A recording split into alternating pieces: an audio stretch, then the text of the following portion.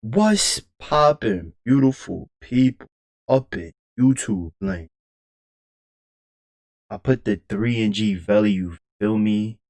And this vid right here, top 10 record labels that flop. Now, I saw Young Money on there. I mean, did it really flop? I mean, cause if you think about it, look who they make. This flies. Blow homage, bro. I think I killed it too. Feel like but anyways, yeah, like back to what I was talking about. Yeah, I feel like they didn't flop. I don't know. Let's see. If you're aiming for immortality, it takes more than a rapid-fire flurry of hits. To reach icon status, you need a discography to rival the touchstones of the genre, and, almost as importantly, a label that'll be your counsel in the moments where the path becomes obscured. But through organizational issues, haphazard management regimes, or poor scouting that led to signing subpar acts, we founded 10 labels that we believe had it all, but somehow self-destructed when the pressure was on. At number 10, we got No Limit Records. For a brief moment in time, New Orleans played host to a colossal force in hip-hop. Helmed by Percy Master P. Miller, No Limit began as a humble record store in Richmond, California. I sent P. Miller, bro. He made a lot of niggas bread. Including himself. Hey, self-made, boy. But morphed into the that's an inspiration right there in grimy southern sounds. Rising to fame in the mid-1990s, courtesy of P's platinum-selling albums Ice Cream Man and Ghetto D, as well as breakout star Mystical, their lucrative distribution deal with Priority Records afforded them the right to release what they want when they wanted. Building off their military-inspired image, the No Limit soldiers made the whole world say, to the point that they even had their own. It was on WCW. Yup, I remember that. WCW. I remember that whole rap is whack type joint. The country wrestlers versus the rapping wrestlers. I remember Rey Mysterio was on a No Limit joint. That shit was lit. They was coming out with all of the Ari Fatigue. That shit was fire, boy. But in the end, these niggas really, it's funny thing is that these niggas really made a song called Rap is Whack, bro. Oh, Rap is Crap or something. Bro, that shit was bringing back mad memories. No Limit boom turned out to be a case of too much of WCW really had all the celebs on that show at one point. Upwards of 20 album releases in 1998 alone. The problem was that the quality varied widely. While they made some landmark signings such as Snoop Dogg, their vetting process seemed to falter when it came to nurturing talent. Admirable as it is to hold your family down, artists such as the beat-dodging Blueface precursors Silk the Shocker and Magic could only have commercial appeal for so long. Reportedly going from an estimated 361 million in holdings to filing for bankruptcy just one year on in 2003, No Limit is fondly remembered by those who remember their peak. At number 9, we got Grand Hustle. Headed up by none other than T.I., it seemed as though Grand Hustle could have had all the attributes to be the South's next great label. But rather than a sense I'm not even gonna hold you. Grand Hustle had a few people that people didn't even realize like who they had. Like they had Travis. Do we still have Travis Scott? He under his label, bro. That's the biggest pickup of all time. Word to everything. Like Jay Prince's Rap a Lot, or 90s era Face, their legacy is distinctly undefined. What's that white girl name? She got pregnant by Playboy Cardi. Iggy Azalea. She was lit at one point too. As they might, the careers of early signees such as PSC, Governor, and Big Country King didn't go off as planned, while the stratospheric rise of B.O.B. I forgot B.O.B. was part of that shit too. Bobby Ray suggested that perhaps the self-proclaimed King of the South had a knack for this. Tarred by a publishing deal with Iggy Azalea that Tip calls the tarnish of my legacy as a music executive, and a smattering of 2017 signees such as Tokyo Jets, Ra Ra, Young Book, Trans Lee, and London J that haven't exactly hit the ground running, this has left both an aging T.I. and Astroworld's ruler Travis Scott, whom they co-promoted with Epic Records, pulling way more than their fair share of the weight. Yeah, that's more of a At flop. number 8, we got 3. Because if you think about it, you can't just have Travis Scott.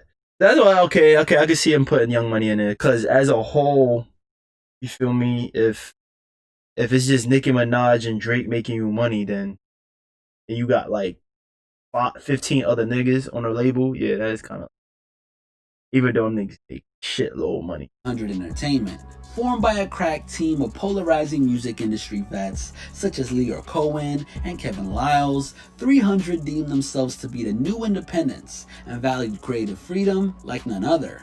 But in practice, the idealistic label has routinely mishandled their signees, leading many to jump ship, while others have been sapped them of any commercial upside they once had, leaving Fetty Wap, Famous Dex, and other one-time prospects dirty, as rudderless ships. Their deal with Amigos and Quality Control was soon left in tatters after QC's P described being shackled by their rigid business model. Left with 2 big hitters in Young Thug and Megan Thee Stallion, these two continue to overcome the odds at 300 rather than being the byproduct then of this apparent hit factory. At number 7, we got Murder. Bro. I just realized that, bro. They messing up on a lot of people's bags over there, bro. Just look at all the names they just named, bro. Them niggas is heavy hitters in the hip hop game, bro. That's crazy.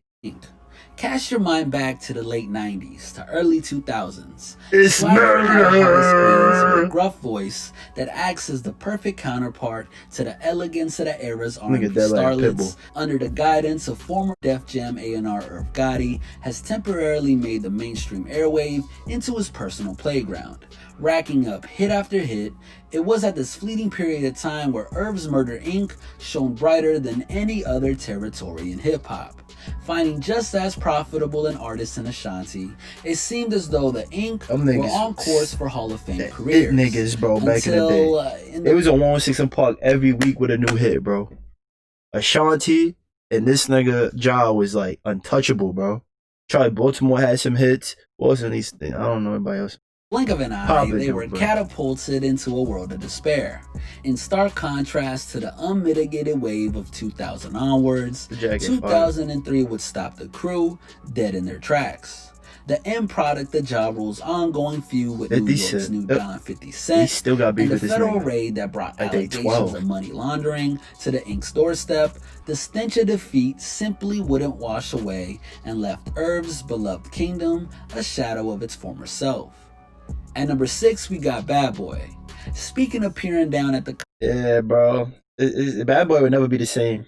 Like, he gonna always make money because, like, he could get somebody easy. And then if they flop, like, you feel me? Like, they, you know, but, like, this shit, I don't know. Bad Boy is never gonna be like how it was back in the mid to late 90s, early 2000s. Where, like, everybody that's in the realm just get popping.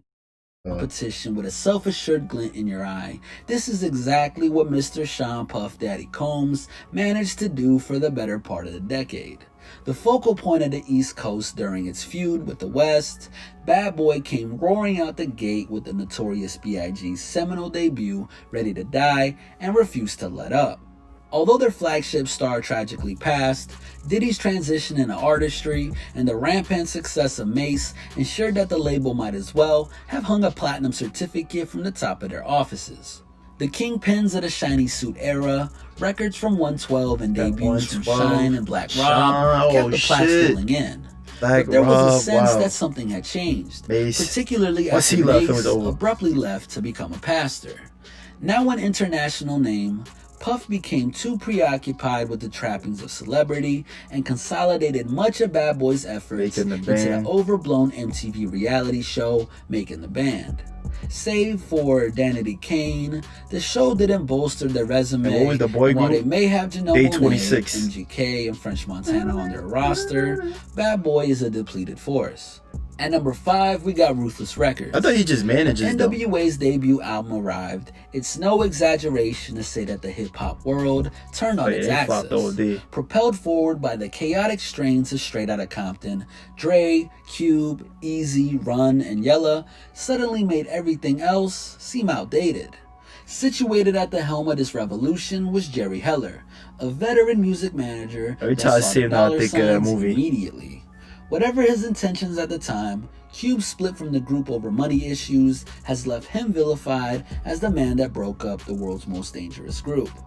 While they struck a gold mine once again with Eazy's proteges both Bugs and Harmony, Ruthless limped by for much of the 2000s, leaving things on an anticlimactic note after their final signee Hopsin left on bad terms. Meanwhile, I never knew they signed Hobson. That's crazy. I thought they been stopped way before he Heller came took out. his grievances with Ice Cube to the grave. At number 4, we got Cash Money. Cash When Money. you think of hip-hop superpowers, it doesn't take long before your mind dashes to Cash Money and the image of Bro, at one point I wanted to be signed Cash Money, bro. That YMCB chain. Either that or Good Music. Like, both of them niggas is hot. Or MMG, bro. But all three of them niggas, bro, it's like, I don't care. I just wanted to be like, it's Young Moolah, baby. smirking Birdman, deviously rubbing his hands together. Initially launched into the public I want that by nigga in the music breakout like, star it's one Juvenile, Hunter. the NOLA native Can't stop helped to him. simulate the Williams brothers' pet project into the mainstream with Back That Ass Up. But once they parted ways, someone had to pick up the baton, right? That someone was then a 17-year-old Wayne. From The Block Is Hot to the initial Carter trilogy onwards, Weezy went on an unprecedented run. Beloved by all, his position as Cash Money's quarterback meant that their financial prosperity was ensured for years. My work ethic is gonna sell me, he told Rolling Stone in 2009. Nobody ain't doing what I've done. That's a fact. But as Birdman and Weezy's relationship turned septic, they've never been able to find another star that could be the face of the brand. Aside from their landmark 2009 signings of Drake and Nicki Minaj that are held in tandem with Young Money, their actual success rate at pinpointing new stars is incredibly low. Hedging bets on everyone from Chanel West Coast to Gutta Gutta. Yo, I remember when she was was she on? I remember it was Charlemagne. He was talking about her. That shit was the funniest thing, bro, ever on that show, bro. You could tell Stilo Brim, he was like, oh, this shit got serious, but he wanted to die so bad, bro. But like he was torn in the middle, bro. That joint was funny, bro. Jay Sean and their new Cash Money West imprint. I forgot this nigga was signed too. Whether he admitted or not. Blueface, you stupid, bro. Why would you sign a Young Money, bro? Like in 20, when he signed last year? So in 2019, bro, you signed Young Money, bro. I see this 06. Like that shit sounds very endearing, but has not been able to generate anything noteworthy beyond what they've had at the turn of the decade. At number 3, we got the Diplomats, bro. I was another group back in the day you wanted to be part of, like, bro. That niggas the Dips, bro. Dip, Diplomat Records. Decked out in throwbacks and pink fur. There was a style icons back in the day, boy. Like, feel me? Like, Cam made pink acceptable in the hood, bro. Like, feel me? Like, now, bro, niggas wear different types of pink, bro. Like, oh yeah, this salmon, you feel me? Like, this, that. Back in the day, niggas was not doing that, bro. He solidified that, bro. Like, I catch myself changing my different pinks, bro. Like, he's the forefather of that, bro. Separated through hip hop as though they couldn't falter. The Princes of Harlem, Killer Cam, Jim Jones, Joel Santana, Freaky Zeke, and the crew took hip-hop by the scruff of the neck and held it hostage. I got two. After racking up a stream of gold and platinum albums, not to mention legendary hit singles between 2002 and 2006, their rampant success did nothing to quell the chaos that raged within the formerly tight crew. Amid beefing with Rockefeller boss Jay-Z, the internal disputes between Santana, Cam, and Jim Jones would soon spell the end of their golden era, and while they've since tried to put up a united front, they're no longer seen as what the game's been missing. No pun intended. At number 2, we got G-Unit Records. Based on the examples set by his mentors, it's no surprise that 50 ended up on this list. But where Aftermath may have had the God MC Rock him on the payroll and left them to dwindle on the sidelines, 50's capacity to mishandle both veterans and homegrown talent is exceptional. spearheaded by 50 Cent and Shy Money XL. What is that 1.50, bro? He had everybody on there buzzing, bro, at the same time. Because you know, sometimes, like, one person time shine is different, bro. Yayo came out with the pin going crazy. Lloyd was going crazy. Um, fucking, what's this nigga name? He going crazy right now. Young Buck was going crazy, bro. Bro. G-Unit Records. Then he had Game wrong from their 2003 inception. Yeah, they run to this around crazy 2006 too. or so. Let's not forget, this time period gave G-Unit's eternal weak link Tony Yayo a platinum album with thoughts of a predicate felon. Holding the hip-hop buyers' affections in the palm of their hand, it's no surprise that veterans such as Mobb Deep and M.O.P. rushed to align with them. But as Prodigy recalled, their resulting album on the label, Blood Money, led fans to believe that this album is too G-Unit. Mobb Deep sold out. While M.O.P. never even got as far as a release, this era is when the dissension of G-Unit's ranks began to creep in. When discussing the gradual fall and decline and relevancy of G-Unit's other members with Rolling Stone, 50 proclaimed that the blame lay on his shoulders, stating, "I wouldn't have built something that required me as their center. I would have built it so it functions on its own." And last but not least, at number 1, we got Death Row Records. Led by none other than the charismatic Suge Knight, Death Row was a well-oiled machine during its early days. After acquiring the services of post-NWA Dr. Dre, the Interscope distributed company often carried itself as much as of a street fraternity as it was a label. Swept away by the rampant success at a holy trinity of Doggy Style, The Chronic, and Tupac's All Eyes on Me, Suge and Co.'s behavior continued to get more outrageous and intertwined with the underworld, yielding no shortage of horror stories from escapees at a label. Their stars all jumped ship, or in Tupac's case, tragically passed away.